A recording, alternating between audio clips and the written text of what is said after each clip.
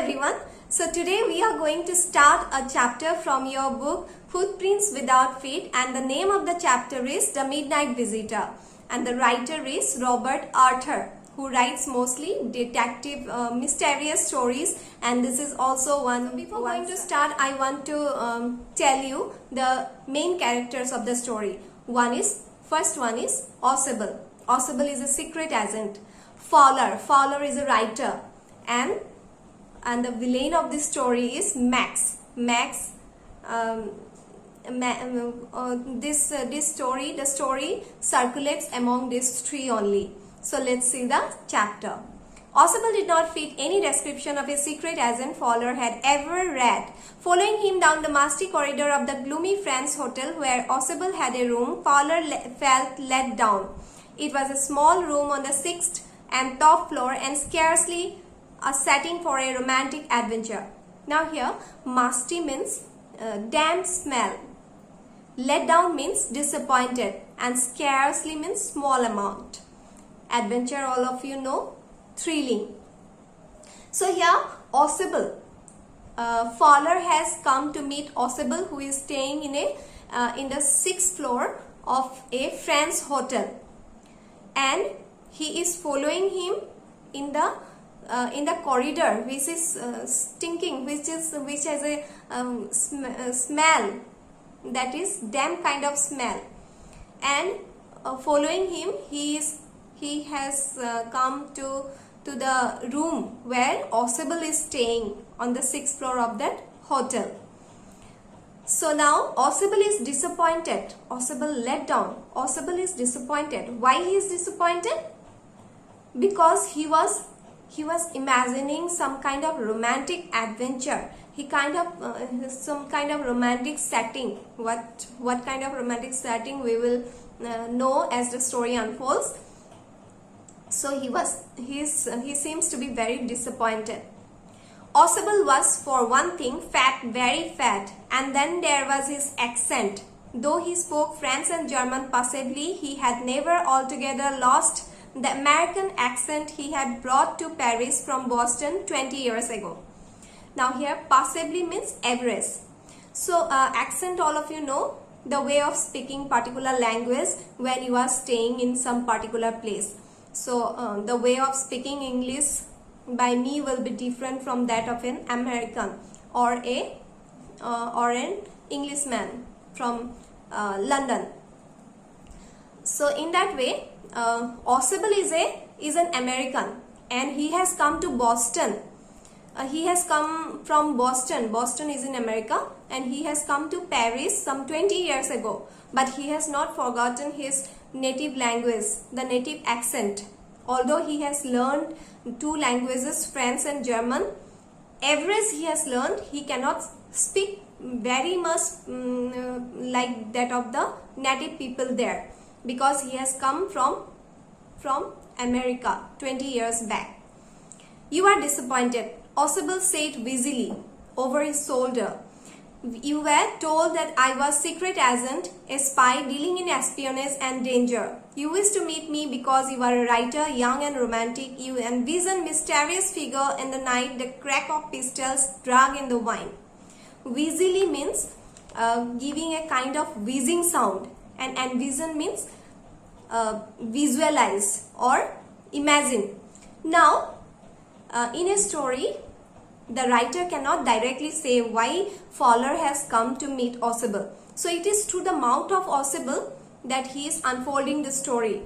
So why Fowler has come to meet him is clear from the mouth of Ausable.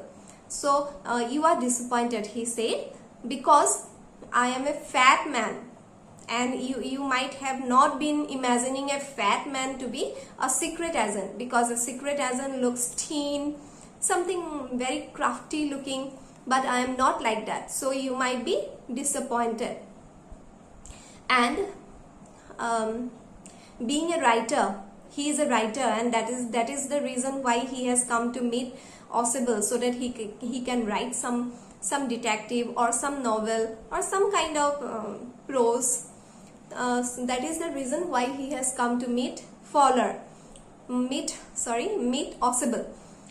Now he might have been, he is disappointed. Why? Because he might have been imagining being a writer. He is a visionary figure, and he has been imagining some kind of mysterious atmosphere where people will be running after, where the secret agent will be running after some thieves or some kind of like that criminals, or they may be dealing with drugs or wine.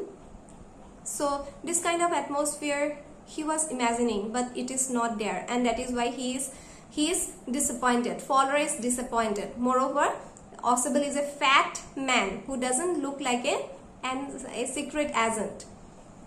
Instead, you have spent a dull evening in a French music hall with a sloppy fat man who, instead of having messages slip into his hand by dark-eyed beauties, get only a prosaic telephone call making an appointment in his room.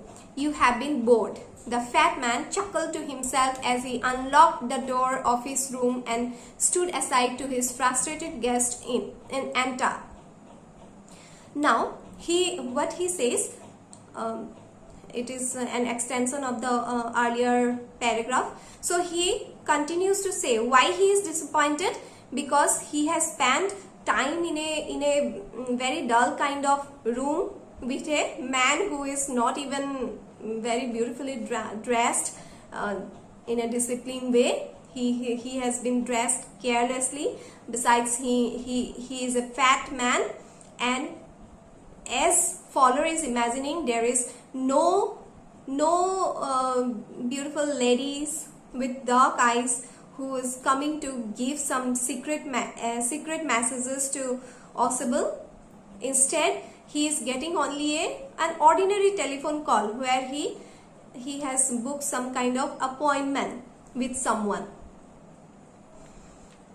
That is why he may be disappointed. You are disillusioned, Ausable told him, but take care, my young friend. Presently you will see a paper, a quite important paper, for which several men and women have risked their lives, come to me. Someday, soon, the paper may well affect the course of history. In the thought is drama, is there not? So now, Ausable is saying to Fowler that he may be disillusioned. Disillusion means to realize that whatever he has believed is false. So what he actually imagining, everything is now false, has turned false, because Ausable is not like that. And Ausable is trying to give him some kind of hope that he will get a thrilling experience very soon, because someone will come to give him a very important document which is so important that it can change the history. It is very much important, and this message he will get after some time, and that is why he has got some appointment with someone. So is there any you will find some drama, you will find some kind of thrill, isn't that he is asking now? He is giving some hope to Fowler that although you are disillusioned, you are going to get some experience now. As he spoke, Ausable closed the door behind him. Then he switched on the light. So while they were having conversation, they were in the corridor. Actually, Ausable has spoken all this, and now he is opening the door of his room, which is located on the 6th floor of the French hotel, and now he is getting inside with his guest, and he has switched on the light. And what happened? As the light came on, Fowler had his first authentic thrill of the day. For halfway across the room, a small automatic pistol in his hand, stood a man. Ausable blinked a few times. Max wheezed. You gave me quite a start. I thought you were in Berlin. What are you doing here in my room? So now he has got his first authentic thrill. Authentic means real. Thrill, all of you know, that's kind of exciting thing he has got. What is the exciting thing? That when he switch on the light, he has got a man with a pistol in his hand. And this is very quite a situation which Waller would not have been imagined. And now Ausable blinked his eyes and says that he was not imagining Max to be here. He was imagining him to be in Berlin. Berlin is the capital of Germany. But now how could you come here to France? He is asking like that. You are not Ausable is telling that he didn't expect Max to be there at that time. He thought he would have been in Berlin, in Germany. But how he came in this way, he seems to be a little astonished. So here we end the first. So now let's start the second part. Max was slender, a little less than tall, with features that suggested slightly the crafty pointed countenance of a fox. There was about him, aside from the gun, nothing especially menacing. So here less than tall means average, not so tall, and pointed here means annoyed, and menacing here is threatening. So this the physical feature of Max is mentioned here in the first paragraph. How is he? He is not so tall, but he looked like very clever, like a fox, and but he doesn't seem to be very threatening. As he was holding the pistol, that is the only reason people will be afraid of him. Besides that, there is nothing very threatening about him. The report, he murmured, the report that is being brought to you tonight concerning some new missiles, I thought I would take it from you. It will be safer in my hands than in yours.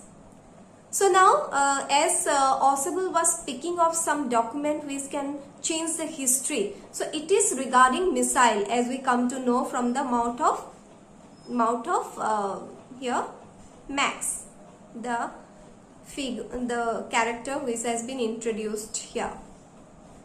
So now he has come to meet Ausable to get this document concerning the missile, and he says that it will be safe in his hands than Ausable, and that is why he has come to meet Ausable.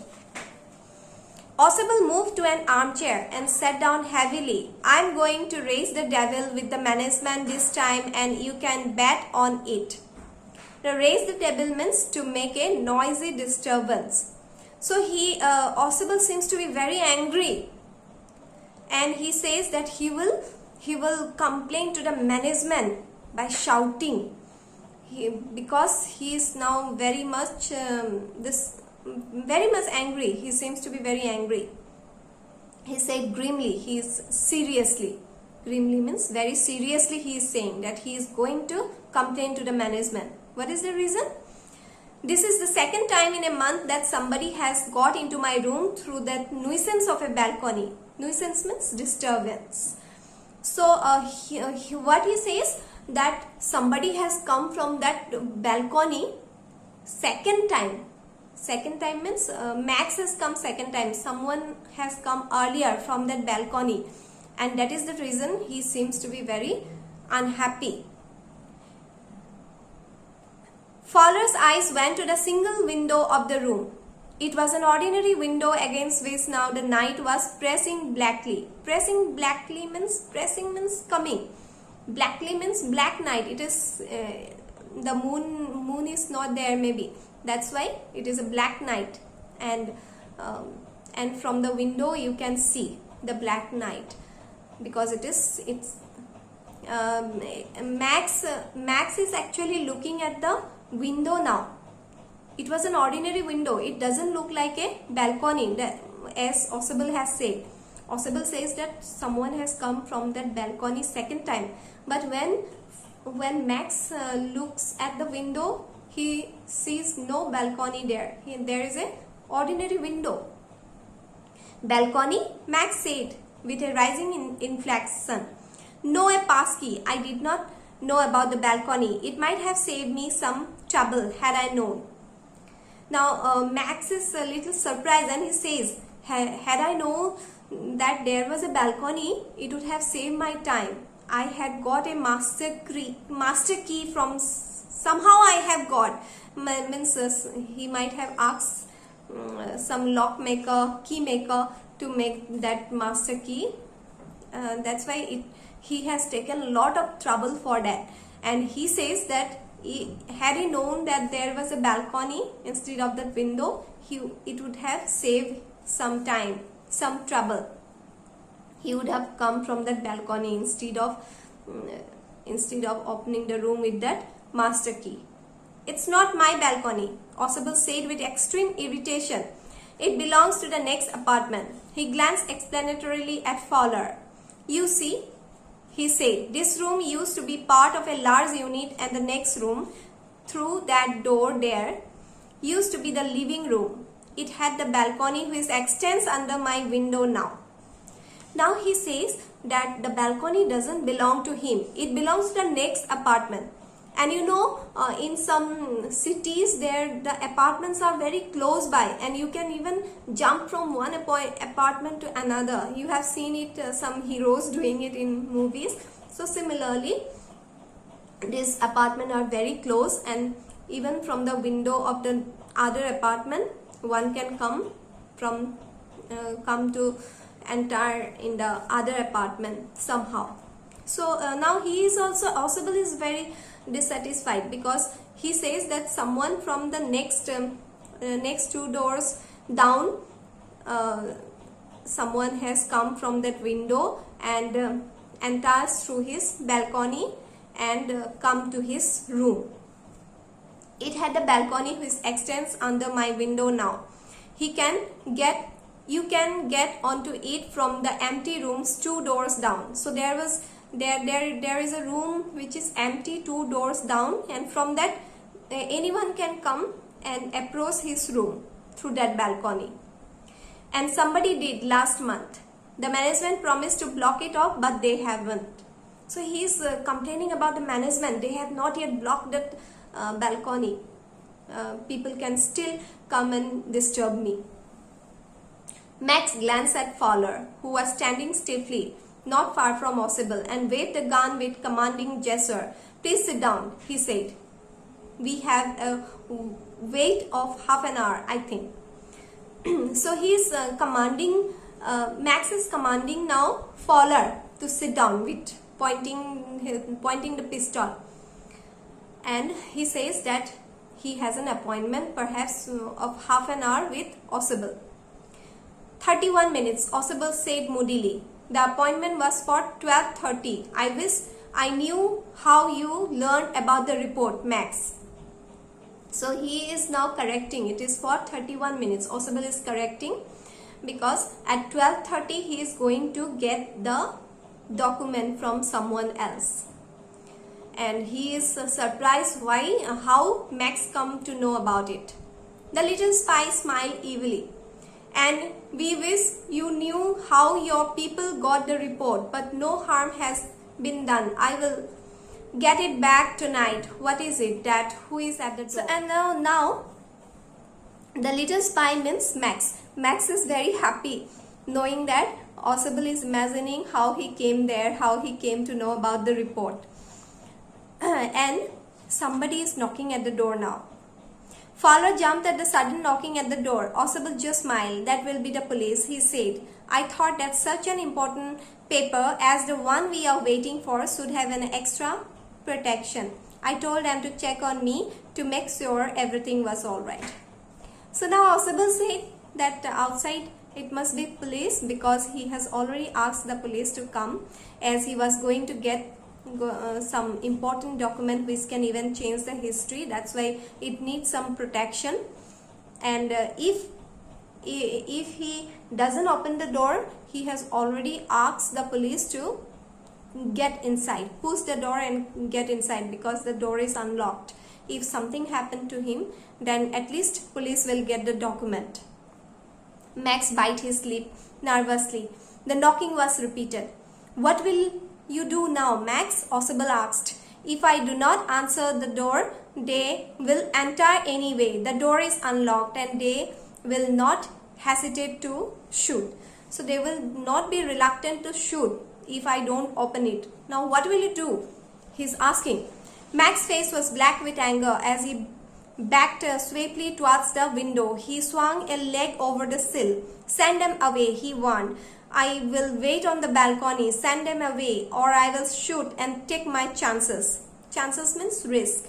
So he is saying Ausable, threatening Ausable that to send the police away. In the meanwhile, he will wait outside the balcony.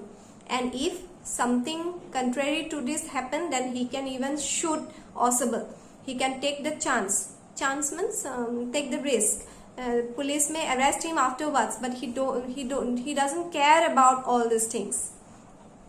The knocking at the door became louder and a voice was raised. Mr. Ausable, Mr. Ausable. So somebody was calling from outside.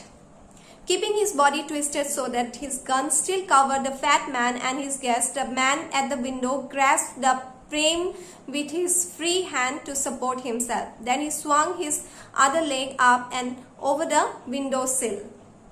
Now Max, without thinking anything, he is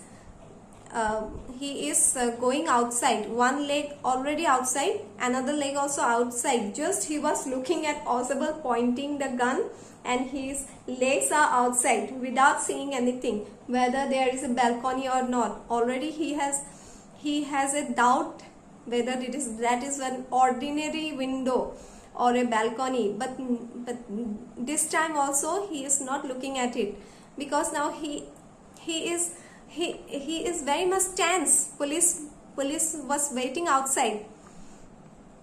The doorknob turned. Swiftly Max pushed with his left hand to free himself from the sill and dropped to the balcony. And then as he dropped, he screamed once shrilly. Sharply he has shouted.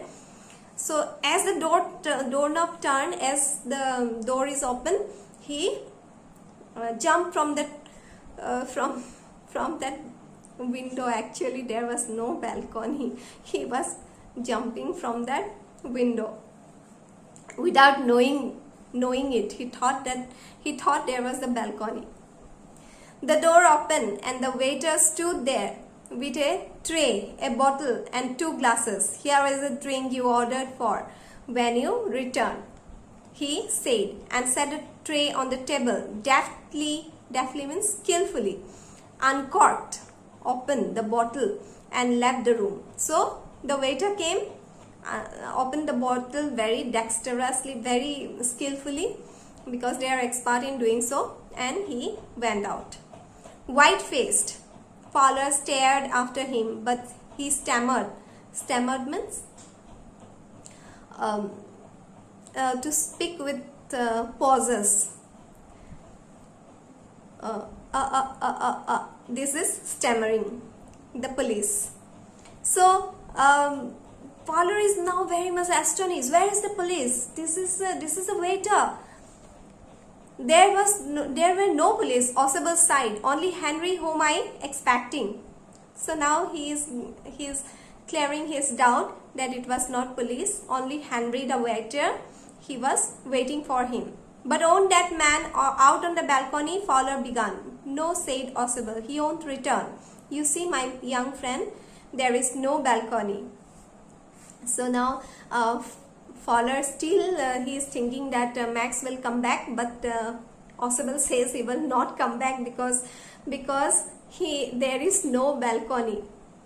That was an ordinary window, of course, and what will happen? Just imagine, he has fallen from the 6th floor and has broken his limbs. He has died. There is 190% surety that he might have died after falling from 6th floor. If he has survived also, he has fractured his legs, hands and whatnot. He has got 100 fractures, must be. So that is the reason he says he will not come back. So you have seen, without using any kind of pistol in his hand, he he has outwitted his opponent.